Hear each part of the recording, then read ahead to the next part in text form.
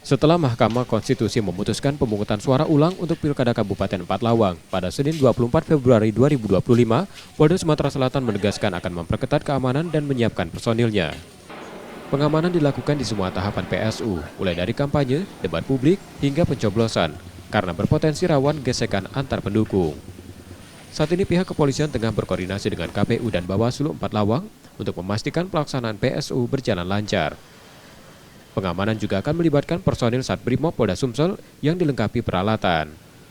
Meski situasi di Empat Lawang masih kondusif, polisi mulai disiagakan di beberapa titik strategis seperti kantor KPU dan Bawaslu setempat. Masyarakat diimbau untuk menerima keputusan MK dan mengikuti PSU dengan tertib. Kami melaksanakan rapat koordinasi saya dengan Kapolres Empat Lawang, kemudian untuk membahas masalah-masalah yang akan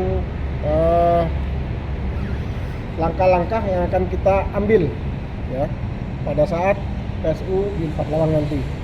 Nah, kebetulan hari ini beliau datang dan kami sudah membahas bagaimana bentuk pengamanannya dan pola-polanya, termasuk rencana penebalannya. Dan kami masih menunggu informasi dari KPU untuk tahapan-tahapan ataupun timeline dari pelaksanaan pemilu tersebut.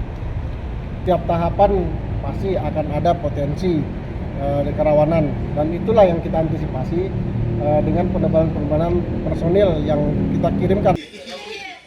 Sebelumnya Pilkada di Empat Lawang hanya diikuti satu pasangan calon, yakni Joncik Muhammad dan Arifai. Setelah berkas pencalonan Budi Antoni dan Heni Ferawati ditolak KPU. Pasangan yang tidak lolos tersebut kemudian menggugat ke MK hingga akhirnya diputuskan PSU. Reski Oktora, Muklas Diferensial, Kompas TV, Palembang, Sumatera Selatan.